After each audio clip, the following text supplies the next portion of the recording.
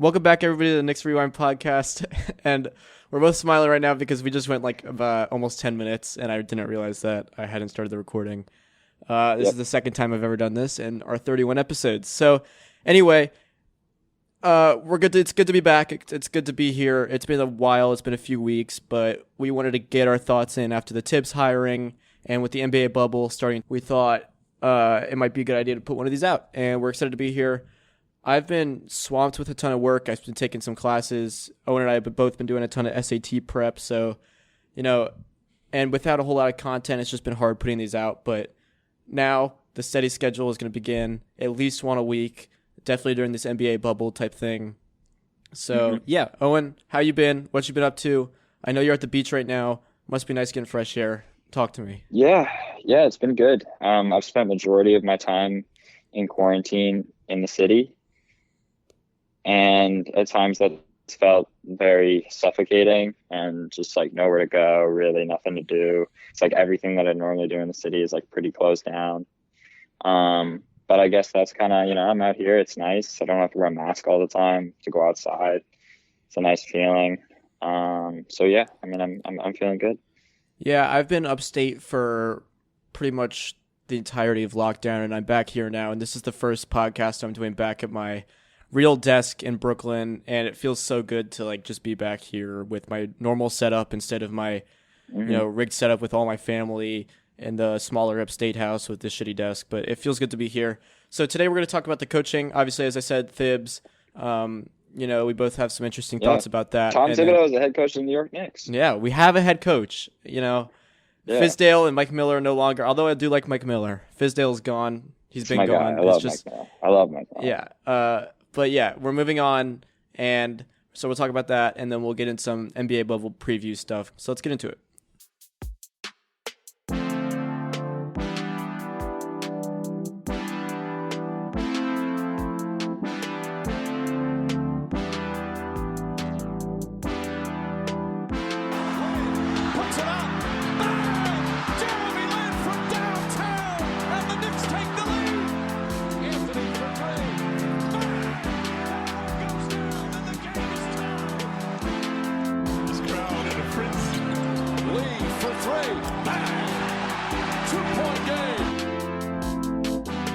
So I remember a few days after we hired Tibbs, you texted me and you said, "Johnny, I'm warming up to the idea of Thibodeau." And I was like, honestly, me too. And because, we've both been reading about him and everything. And at least for me, I think it was for you too, though. Kenny Atkinson was still the number one guy. Always was. But then a few days later, we hired Thibs. We didn't talk a whole lot about it because we were both busy, but we've talked about it a little bit. But just talk to me about your thoughts before we hired Thibs and when you sent me those messages and then after Thibs. I think I was kind of warming up, in some ways forcing myself to warm up to him because I kind of had a feeling that he was going to be the coach. But also I think there are very, very good things about him. He was a very successful coach. He took, a middling team in Chicago that was like about 40-40 that had really good talent. Probably centered around Derrick Rose. But then, Joakim Noah's really good player. Carlos Boozer, pretty good player. Luol Deng, very good player. Besides Rose, no one was great. And Rose got hurt a lot. And Tibbs still did very good things with that team. Yeah. I remember he took them to the second round the year after with Nate Robinson, leading the way. And he has a lot of players who have since left his kind of reach and really fallen out of the league almost. If you look at Noah, as soon as Dang left Chicago, he kind of just fell out of the league immediately. Mm-hmm. So he's done a lot of really good things with players in terms of player development. Boozer just fell out of the league. So I'm pretty excited about Tibbs. I think he's a very good NBA coach. And he was probably the hottest candidate on the market if other teams were to fire their guys. I'd take him over Jacques Vaughn. I'd take him over anyone else in the market except for Atkinson. Yeah, probably right now. And thankfully it wasn't Kidd because, as most Knicks fans probably know, there was some rumors flying around that Jason Kidd kind of screwed up some of the head coaching search because he kind of emerged as a front runner. Yeah. Looking back at it, I that have a was feeling that wasn't necessarily always true. yeah. I think the Knicks were always going to hire Tibbs, but I think the Knicks probably leaked that as a negotiation tactic Hmm. to say, like, we might be moving in a different direction,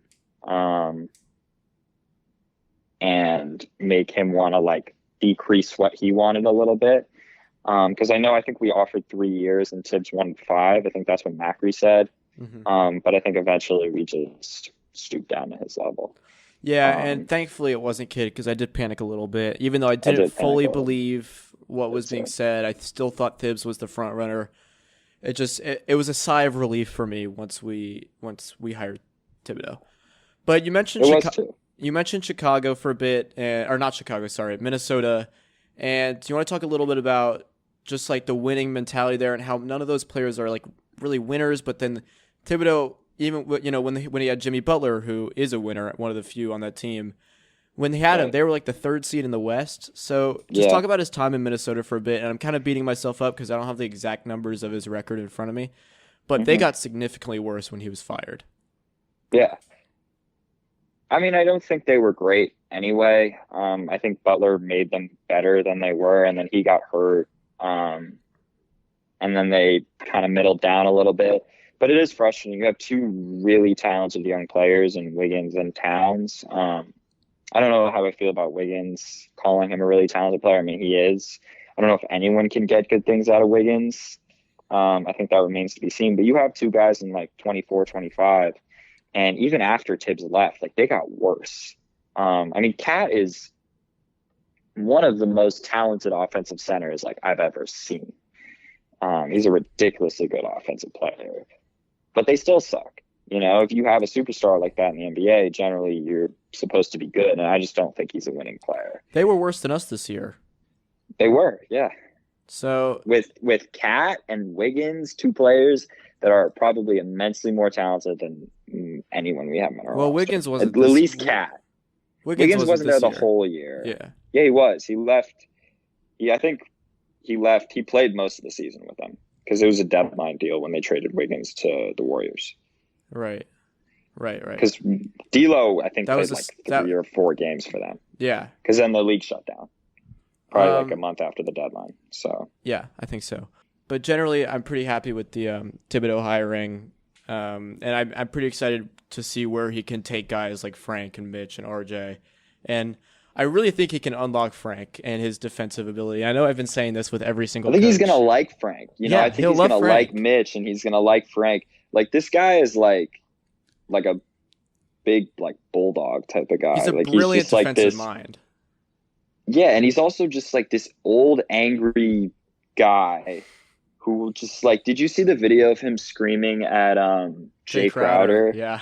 I was like, I love this guy. You Yeah. know, I was like, this is awesome. So he's gonna like the type of players that are gonna hustle, and he's gonna reward that. You know, I don't think he rewards players like Joakim Noah, and Luol Deng, like great, and Kirk Heinrich, like great hustle defensive players like that. And we've kind of always talked about having like that New York grit. Like I remember Mills and Perry threw that Yeah. around a lot. Like make this a defensive, hustle-minded team.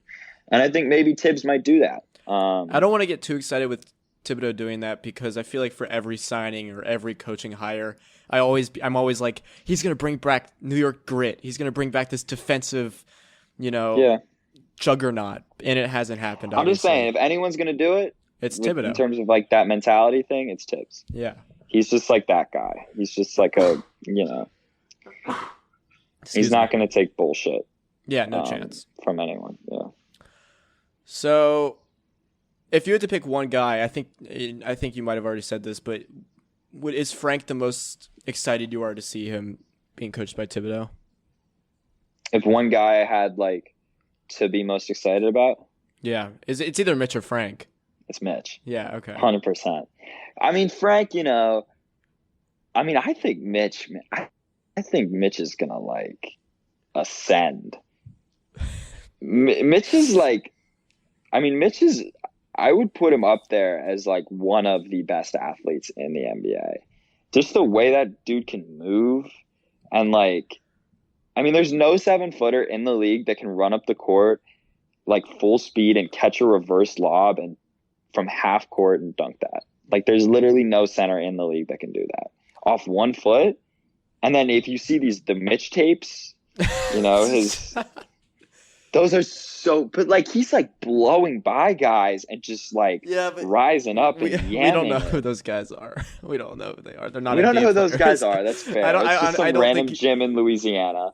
But I don't think I'm going to be seeing Mitch dribbling the ball much next year or shooting much. But that is the goal to get there one day. I definitely want him to. I was really hoping like towards the end of the year. It's KD. Yeah. Anyway, overall happy about Thibodeau. I think he's going to go do good things for this. Is it what's your answer? Is it Frank? Frank, probably.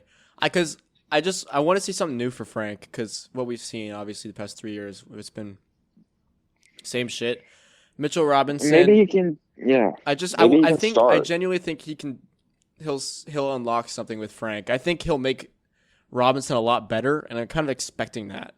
But I don't know what I'm going to get when he's coaching Frank, and I'm really excited to see what that is. Whether it's a more aggressively offensive-minded point guard, or he moves him to the 2, or he just becomes this incredible defender. So. I think Frank's ceiling in the NBA is a decent scoring guard. I think Frank's ceiling in the NBA is Patrick Beverley. I don't.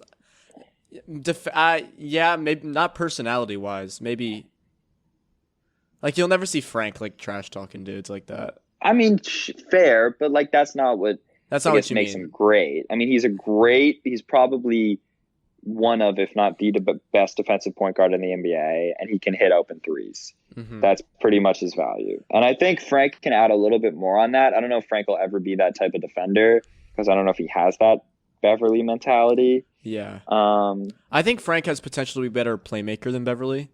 I think he is. I think he probably is. Might be already. Yeah. But definitely not there defensively yet, and not as good a shooter as Beverly is. Yeah. Well, anyway, you want to get into some NBA bubble stuff, and we'll circle back around to the coaching at the end? Yeah. So it's a little bit weird now, because we were going to talk about the NBA bubble before it actually happened. But now I guess we can give a little bit more insight on how that first 2 days have gone so far. We're currently in the midst of the second day. We've got some good games. In 20 minutes, in 20 minutes, I'm going to get to hear Mike Breen's voice. So right after we do this show, I'm going to go turn that on. But anyway, Yankees Red Sox tonight? I don't care. I don't care. I'm just saying. I don't care. But so you were busy most of last night, but you watched parts of the game, but you were, busy, which is fine. But from what you saw, what do you think of how the NBA really did it? I know they had some scrimmages before, and we got a taste of how it's been going. But when the real thing was happening, how did you feel? Like, did you feel it was like an intense, real game? Because both games were really good. Yeah. I mean, I totally did. I thought they do a great job with like the crowd noise and like the fans on the side, and just like the court is super cool. Like it's kind of a weird feeling, like watching baseball. You're just looking at empty seats basically, because they're playing in the arenas. But the NBA did a great job like making a court that feels normal and like feels like a kind of good basketball playoff type environment. And it's just basketball. People are just playing basketball, and at the end of the day, that's really what matters. Yeah. And I think there's a little bit of rust, obviously. Turnover heavy games. Yeah, turnover heavy, sloppy games, but good games. Like, it's good to watch basketball again. Really high level of basketball. Both games were fantastic, and both games were great. Yeah. And then this morning we had the Nets Magic, which was not a very fun game. Nets Magic was a great game. It's really fun to watch. That was a great game. Yeah. The Nets made a little run at the end though. They went on the They were down 30, yeah, and then their C squad kind of came back, like the third stringers. Yeah. I want to talk to this with you, because I was talking to some of my friends who are Nets fans yesterday, whether they want to make the playoffs and lose out on their lottery pick, or not make the playoffs and have their lottery pick. Most of them said they would rather make the playoffs for just, pride reasons. And continuing the idea of the winning culture, even though the season doesn't really Yeah. matter for them. As a Nets hater, I would like to call ourselves. What would you prefer? See them miss the playoffs and get their lottery pick, or make the playoffs and not? I want them to make the playoffs. You don't want them to have any chance at getting a good pick. I don't want them to get a lottery pick because that's just not like even because I think it's they get their lottery pick or they don't get a pick at all. Yeah. I think that's how it works. So like, no, I do not want them to make the playoffs. Yeah, that's I fair think that's because it doesn't honestly with how they played the Magic. There's a real shot they don't make the playoffs because they are really. I'm not too worried about. I think they will make the playoffs. That team is bad. They might go 0-8, but the Wizards might go 1-7. That's true. The Wizards are the one team that has to pass the Nets, and if they had Beal, I would be scared for the Nets. If they had Beal, but they don't have anyone. Yeah, they have nobody. So, I mean, and whether the 7th or the 8th seed, they will likely get swept. Yeah, yes, they will. They will get swept. I mean, if they play the Bucks in the first round, that is going to be an ugly for sure. game. I mean, that's a terrible roster up and down. I mean, LeVert's okay. Like, he can be really good. Cabarrot played pretty well. Cabarrot played. Cabaret. Luau, Cabarrot. He played well. I mean, LeVert's just inconsistent. It's just really streaky. He's not a star. He's not a star yet. No, he's not a star. He's not even close. But yeah, anyway. He's too little, I think. So, we both had, I can never remember. You had like the Bucks for a while winning the championship, and then you had the Lakers. Who do you have now after seeing, it's just technically a regular season game, but after last night's LA matchup, who do you have? I have a certain team making a run. Philly? Philly's Johnny, I swear to God, watch out. The only argument for Philly is they were so bad on the road, but they were so good at home, and now it's a neutral site pretty much. They've looked awesome in far. In a couple scrimmages? In the scrimmages, and... Dude, you've been saying this shit for years. They have Ben Simmons playing at the elbow now, which is huge. I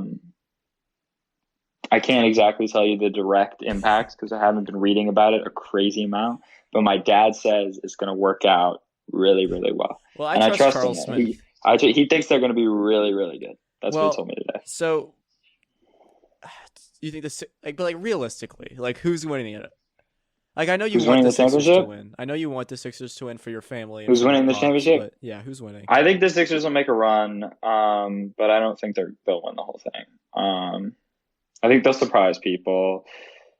I don't think Milwaukee will win the whole thing. I don't either. I think it's going to be the Lakers. Yeah, I mean, the safe bet is probably the Lakers, but considering how close yesterday's game was without Lou Williams or Montrezl Harrell, that is something to note because they did lose 2 of the 5 best players. It is a pretty new Lakers squad, though. When I say new, I mean they have some new guys coming in. Obviously, Avery Bradley's not playing anymore. Deion Waiters and JR are getting significant minutes now. I wouldn't necessarily do that much with that game, but I'm sorry. I take LeBron in a LeBron and AD are just 7-game series. Very dominant. But yeah, I'm not sold on Paul George yet. Also, although he did hit some big shots yesterday. He did.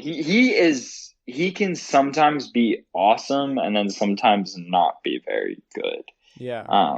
He has stretches where he's just absolutely ridiculous, and he has stretches where he's not that great because he didn't really step up that much for OKC last 2 years. What you're getting with Kawhi, although he has been a little bit inefficient over the first few scrimmages, but they're just scrimmages. Yeah. I mean, what he's doing. Zion played limited minutes in the tip-off first game back, although they lost by 2 points, but they likely would have won the game if Zion was in the whole time because he was very good. What'd you see from I don't know. I mean, I don't really want to talk about the Pelicans the whole bunch because they're not going to make the playoffs, and I don't think they're going to make the playoffs. And they did lose, and we'll talk about the Jazz for a minute too. My Jazz, but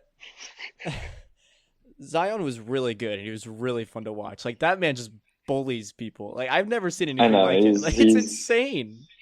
he's a different type of basketball player.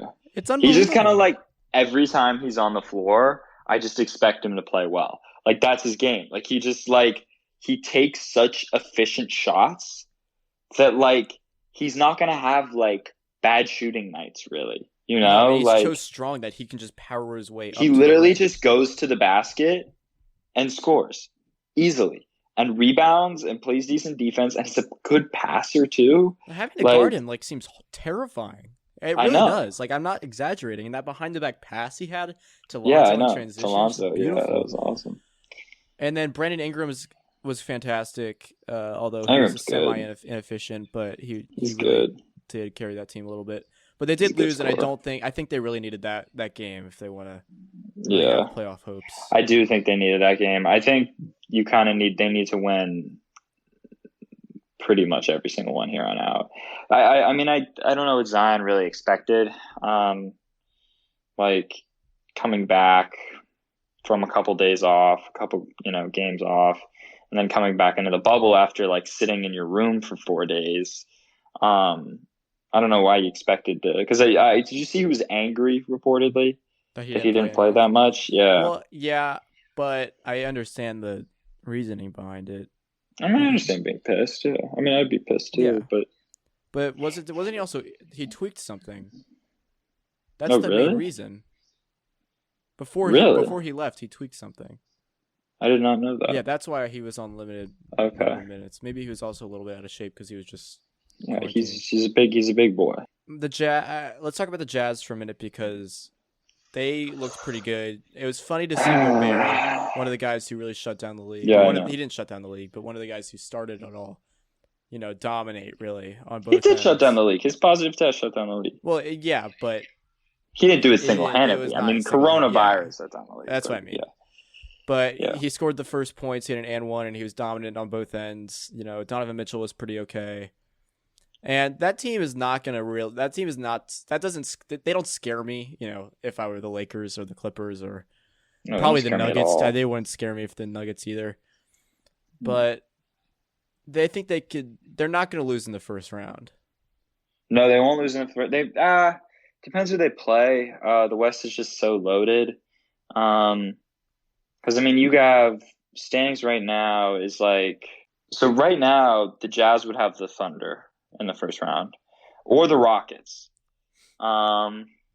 which is kind of wild. The Rockets are the 6th in the West. That's how good the West is. Right. So there's a likelihood that the Jazz will have one of those two teams. If they do, Do you I take think the they Jazz lose. over Houston? Hell no. No. Hell no. I don't think it's a I hell also no. don't even know if I mean, I think the Thunder might give them a series. Thunder are good. Yeah. And they're 40-24. They're better than they were in a year when they had last year, and yeah. George, which is kind of absurd. I mean, I do don't really trust Russ, and Houston's kind of got a funky thing going on there, but I mean, who knows? Yeah, we'll do a as we get closer to the playoffs, we'll do like a long playoff preview type of thing, and do like an hour of just like our predictions, talking about each team, and do that. So we'll save some of this stuff for that. But overall, I really enjoyed the first couple of games, and the scrimmages felt fun, and it feels like a basketball game. And if I'm going to compare it to baseball, although I know nothing about baseball, I have watched like 30 minutes of a baseball game. It felt weird because there's a lot more dead time in baseball, and they do a lot of crowd shots during the games. Like when you're watching Yeah, baseball, they do. and then the announcers need to fill time so heavily that they're just kind of talking and talking, and the fan noises are just kind of awkward. It's a fair point. Because you can't, like, at least in basketball, you can't see all the stands and everything. But no, they've set it up like it's empty. It's just weird, like hearing the fake noise in baseball. Like I'll admit that. Yeah, and there was a report today that they might shut down the MLB, which would suck for you and a bunch of other people. Yeah. But I mean, obviously, I hope that doesn't happen. But yeah, they have done a poor job. Like it was just I don't really know why they thought this would work. I mean, it's not going to work. To be honest with you, it would work. But I just want to send Florida off the face of the earth. could I just mean, chalk them literally, right off. like, it's just been this one team. It was the Marlins, right? The Marlins had 16 positive cases. What city are they Their in? players. Miami. Miami Marlins? Yeah. Florida, That's yeah. I don't know anything about And, baseball. like, I don't think any other team has had, like, more than 2.